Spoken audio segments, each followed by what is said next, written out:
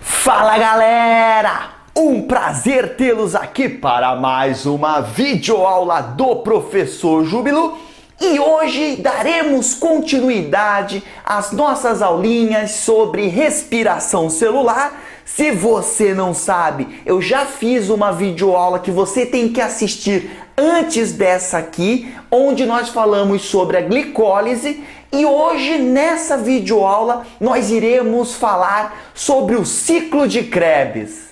Claro que antes de começar a falar do ciclo de Krebs, nós temos que ter bem fresquinho na nossa mente o que aconteceu lá atrás na glicólise. Ou seja, lá eu peguei uma molécula de glicose que tinha 6 carbonos e quebrei ela em 2 moléculas com 3 carbonos, no qual eu chamava de ácido pirúvico ou piruvato.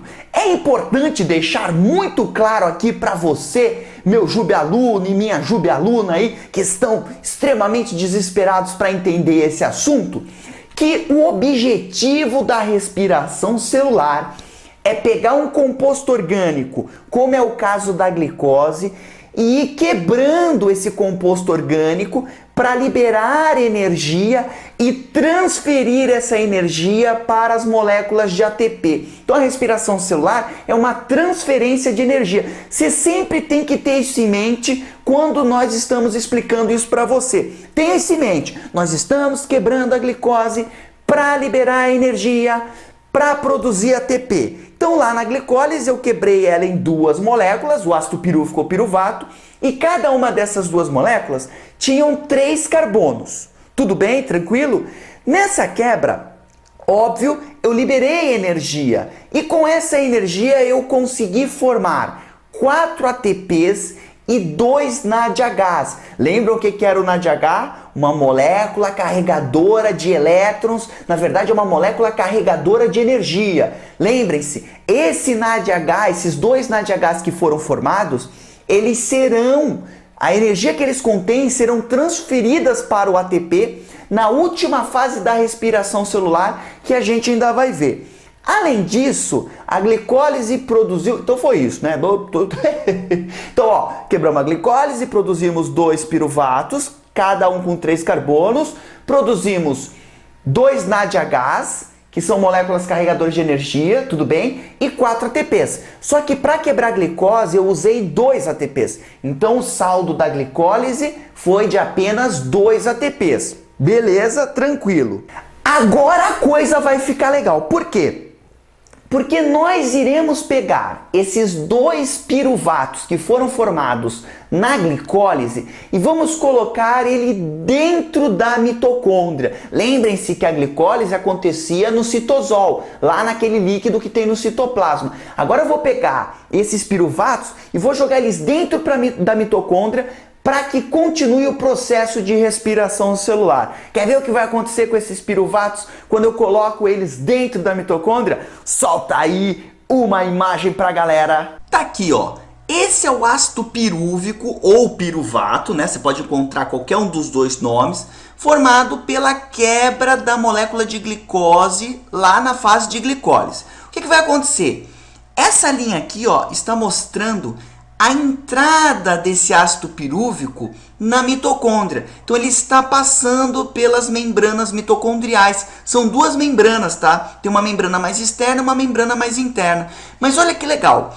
Quando o ácido pirúvico ou piruvato entra, quando ele passa pela membrana da mitocôndria, ele perde um dos carbonos na forma de CO2. Olha aqui um carbono indo embora, ó. E com isso, você tem a formação de um novo composto, né, de uma nova molécula chamada de acetil. Então tá aqui acetil, um composto com apenas 2 carbonos. Esse é o processo de entrada da mitocôndria. Agora olha que legal. Essa acetil, que é um composto com 2 carbonos, vai se juntar com a coenzima A, que nada mais é do que uma enzima que está associada com uma vitamina, por isso que ela é chamada de coenzima, e o nome dessa enzima é A. Então a coenzima A, que vai o quê? vai aumentar a velocidade do ciclo de Krebs, a velocidade das reações químicas que acontecem numa parte do ciclo de Krebs. Então vem essa coenzima e ela se junta com a acetil, formando uma molécula chamada de acetilcoenzima A. Importante salientar que toda vez que você tem uma reação de descarboxilação... Nossa, Jubi, está falando grego. Descarboxilação, gente, é tirar um carbono da molécula. Então, quando você tem uma descarboxilação, você tem a liberação de um CO2. O carbono perdido, ele sai na forma de CO2. E claro, existia muita energia contida nessa ligação que foi quebrada. Essa energia, nesse processo aqui, é capturada pelo NAD+, que se transforma em NADH. Lembre-se que o NADH é um carregador de energia e ele vai pegar essa energia que foi liberada da quebra de uma ligação carbônica. Ou seja, no processo de entrada do ácido pirúvico na mitocôndria, para a formação da molécula acetilcoenzima A, eu tenho a produção de um NADH. Só que nós não podemos esquecer que para cada glicose que é quebrada, nós iremos produzir 2 ácidos pirúvicos.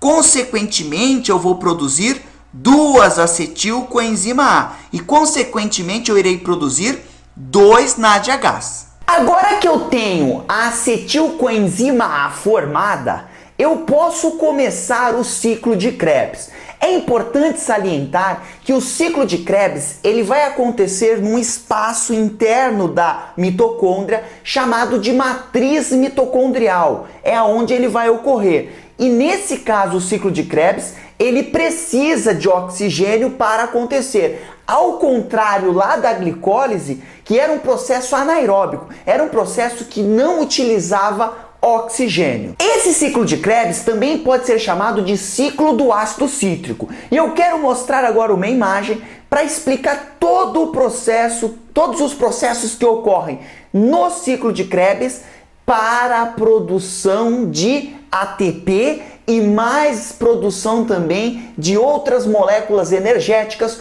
como NADH e o tal do FADH2, que é uma novidade que está aparecendo aí e eu vou explicar também para vocês. Biribicatabamba, joga aí a imagem. Uou! Credo, Jubi, vou desistir, vou desligar o vídeo. Não desliga não, que isso parece difícil, mas não é.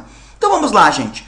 Ácido pirúvico entrou na mitocôndria, aqui está o ácido pirúvico, com seus 3 carbonos, que aqui estão representados por essas bolinhas pretas, tá? Então isso aqui são os carbonos que estão ligados.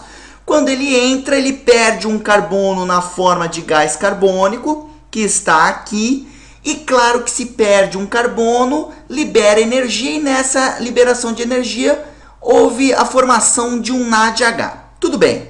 Aí eu formei a acetil, que é um composto com apenas 2 carbonos, que se uniu a uma enzima, formando o que eu chamo de acetilcoenzima A. Maravilha, tudo lindão, tudo maravilhoso. Até agora isso aqui não é novidade para você. Agora, olha aqui para baixo, ó. Aqui nós temos o ácido oxalacético, Galero Boy, e ele tem 4 carbonos. Olha que bacana. O ácido oxalacético vem e vai se unir com o acetil. A enzima se solta, né? A coenzima ela se solta, ela só serve para agilizar essa reação. E aí o acetil com 2 carbonos se une com o ácido oxalacético que tem 4 carbonos, formando um composto com 6 carbonos. Olha aqui, ó, 1, 2, 3, 4, 5, 6. Esse novo composto formado é o ácido cítrico. Por isso que o ciclo de Krebs também é chamado de ciclo do ácido cítrico. Ai, por que, Jubijubão? Porque é agora que a casa vai cair. É agora que o ciclo de Krebs vai iniciar. Lembrem-se, qual é nosso objetivo básico? Quebrar ligações para liberar energia e formar moléculas altamente energéticas. Pode ser um ATP, pode ser um NAD, pode até ser um FADH2. Então vamos lá. Só que é o seguinte, nós não vamos quebrar o ácido cítrico de uma vez, porque aí muita energia seria liberada rapidamente e aí a célula mitocôndria não conseguiria aproveitar toda essa energia e transferir essa energia para os ATPs e NADHs, ou seja, muita energia seria perdida. Se eu quebro pouquinho, eu consigo aproveitar muito mais a energia contida na molécula. Maravilha! Chega de papo furado e vamos começar o ciclo de Krebs. O ácido cítrico, ele vai perder um carbono. E quando ele perde um carbono, ele se transforma no ácido cetoglutárico. Esse carbono perdido pelo ácido cítrico é liberado na forma de CO2. E claro, se houve uma descarboxilação, se houve uma quebra de ligações entre carbonos, eu liberei energia. E essa energia ela foi usada para a formação de um NADH. Está aqui o NADH formado. Bom, vamos continuar o ciclo de Krebs. O ácido cetoglutárico tem 5 carbonos. O que a gente vai fazer? Adivinha? Vamos de novo quebrar uma ligaçãozinha entre carbonos. E aí esse carbono dessa ligação que foi quebrado, esse carbono ele vai sair de novo na forma de CO2. E aí eu tenho a formação de uma molécula com 4 carbonos chamada ácido succínico. Que nomezinho bonito, hein? Detalhe, perdi um carbono, não perdi? Liberei ou não liberei energia? Forma o quê? O carbono vai sair na forma de CO2 e a energia dá para formar mais um NADH e eu também consigo formar um ATP. Então, nesse passinho agora do ciclo de Krebs, eu formei mais um ATP com a energia liberada e também com essa energia liberada eu formei um NADH. Vamos continuar. Gente, agora é o seguinte, ó. O ácido succínico, o que está acontecendo é que os 2 carbonos que daqui, ó, da acetil, que eram da glicose que foi quebrada, eles já foram perdidos, né? Um foi perdido nesse primeiro passo e o outro foi perdido nesse segundo passo. Não tem mais nenhum carbono que veio da glicose. O processo agora, na verdade, é transformar esse ácido succínico com 4 carbonos em ácido oxalacético que também tem 4 carbonos. O que eu quero dizer com isso? Que esses passos a partir de agora, daqui do ácido succínico até o ácido oxalacético, não haverá perda de carbono, apenas haverá perda de hidrogênios, reações de desidrogenação, que a gente chama, e a perda de oxigênio. E aí o que acontece? O ácido succínico vai ser transformado em ácido málico. Claro que como houve quebra de ligações não carbônicas, mas houve quebra de ligações com essa energia liberada, eu formei o FADH2. Gente, o FADH2 é uma molécula carregadora também de energia. É um carregador de elétrons. Ele é a mesma coisa que o NAD. A diferença entre os dois é que o NAD consegue carregar mais energia do que o FAD. Tudo bem? Agora o ácido málico vai se transformar em ácido oxalacético. Também há reações de desidrogenação, né? Consequentemente liberação de energia. E aqui com essa energia liberada eu consigo formar mais um NADzinho H para ser feliz. Ácido oxalacético formado. Se vier uma acetil aqui, ó, forma de novo o ácido cítrico e uou, ciclão do ácido cítrico. Formei ácido oxalacético de novo. Juntou com acetil, forma ácido cítrico e uou, mais um ciclão de Krebs bombando. Importante salientar, gente, que eu só consigo quebrar as ligações carbônicas na presença do oxigênio, formando o CO2. Então, se não tiver oxigênio, não há quebra de carbonos e, consequentemente, não ocorre o ciclo de Krebs. Consequentemente, também não ocorre a produção de energia na forma de NADH, FADH2 e ATP e, consequentemente, você morre, meu amiguinho. Por isso que é importante respirar. Nunca deixem de respirar, tá, gente? Porque quando você respira, você coloca oxigênio dentro da mitocôndria e aí o ciclo de Krebs pode acontecer tranquilamente. Detalhe, qual é o saldo energético do ciclo de Krebs? Vamos ver. Quantos NADs foram produzidos no ciclo de Krebs? 1 NAD, 2 NADs, 3 NADs. Quantos ATPs? 1 ATP. Quantos FADH2? 1 FADH2. Mas cuidado!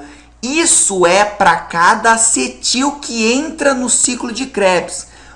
O que você tem que tomar cuidado é que para cada glicose quebrada, eu tenho a formação de 2 acetils. Então o que vai acontecer é que para cada glicose quebrada, o ciclo de Krebs acontece 2 vezes. Logo, não é 3 NADHs que são formados, e sim 3 vezes 2. Logo, eu tenho 6 NADHs formados, ao invés de 1 eu tenho 2 ATPs formados e 2 FADHs formados. Esse é o saldo energético do ciclo de Krebs para uma molécula de glicose que foi quebrada. Momento Filosofades of Life agora. Chegou a hora da gente filosofar sobre o ciclo de Krebs. E a grande filosofada é a seguinte: por que existe o ciclo de Krebs? Eu não quero que você, Jube aluno, chegue aqui, assiste a aula do Jube Jubão, decore tudo, mas não saiba o porquê que esse processo está acontecendo. Na verdade, moçada, o ciclo de Krebs, ele aumenta a chance de extração de energia da molécula de glicose que está sendo quebrada. Por quê? Porque quando o piruvato que veio da glicose, da quebra da glicose, entra na mitocôndria, ele vira acetil, né? Ele vira acetil coenzima A, que tem apenas 2 carbonos. Então é o seguinte, olha aqui, ó, 2 carbonos, um ligado ao outro. Se eu tenho 2 carbonos, eu só tenho a chance de fazer mais uma quebra. Então eu quebro os 2, ó, quebro os 2 aqui, ó. E quando eu quebro os dois viram CO2 e adeus, acabou a molécula de glicose. Com o ciclo de Krebs, o que eu faço? Eu pego um composto de 4 carbonos, que é o ácido oxalacético, e junto com essa acetil. Quando eu faço isso, olha só, eu posso quebrar a glicose uma vez, quebrei, ó, perdeu um carbono, mas eu posso quebrar ela mais uma vez.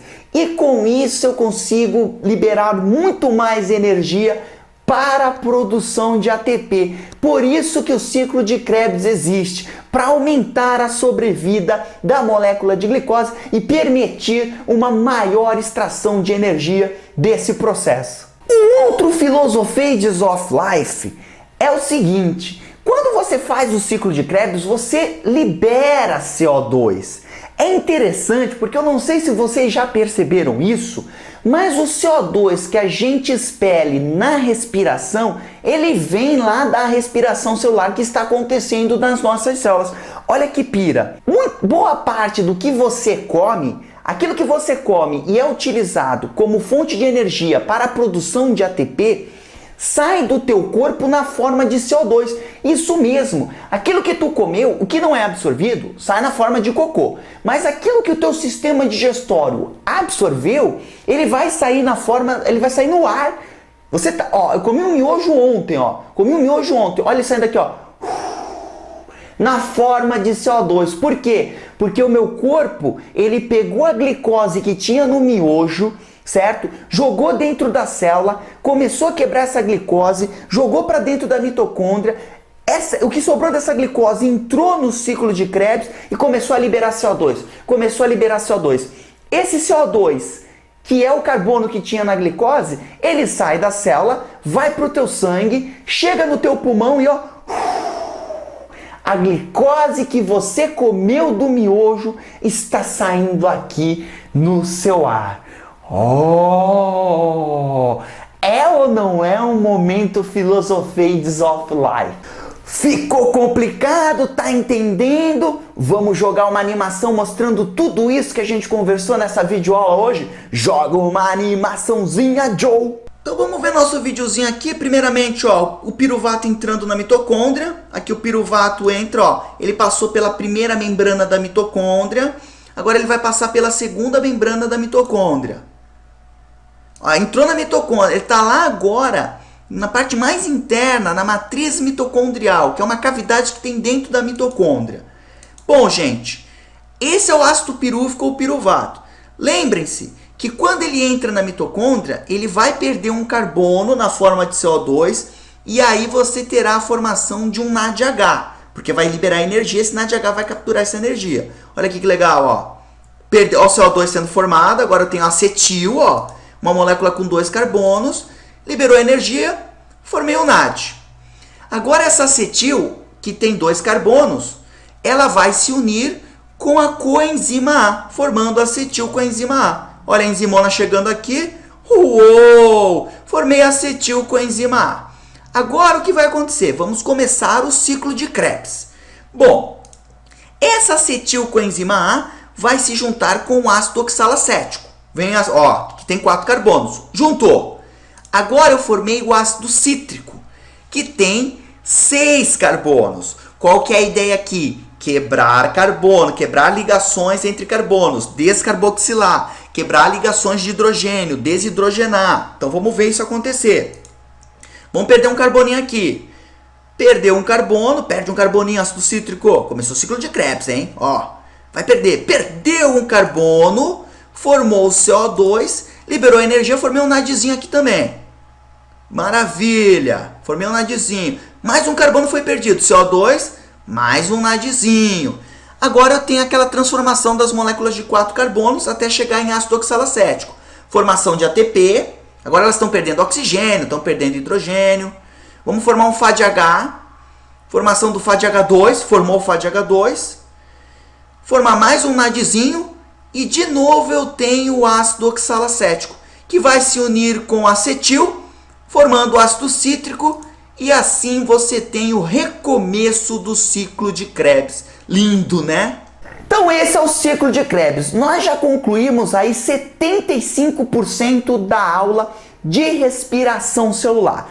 Vamos ver se você entendeu o ciclo de Krebs jogando o exercíciozinho aí de vestibular. Vamos ver se você consegue matar. Joga aí o exercíciozinho para ver se a galera já tá destruidora de provas de vestibular. Biribicatabamba. Questãozinha da PUC de Campinas 2005, questão mais velha que a minha avó. Nas principais concentrações urbanas do país, trabalhadores de baixa renda percorrem grandes distâncias a pé. Outros pedalam muitos quilômetros para usar uma condução a menos, deixando a bicicleta em estacionamentos próprios. Questãozinha contextualizada, vamos lá. Para a contração muscular, é necessária a formação de ATP, num processo que produz CO2. Na célula muscular, parte do CO2 é produzido. Então, onde ocorre a maior produção de CO2 na célula muscular durante a formação de ATP? Letra A, no citoplasma, durante a fermentação acética. Credo, não esqueçam, galera boy. Fermentação acética não ocorre na musculatura humana. As células musculares fazem fermentação lática. Então a A está errada.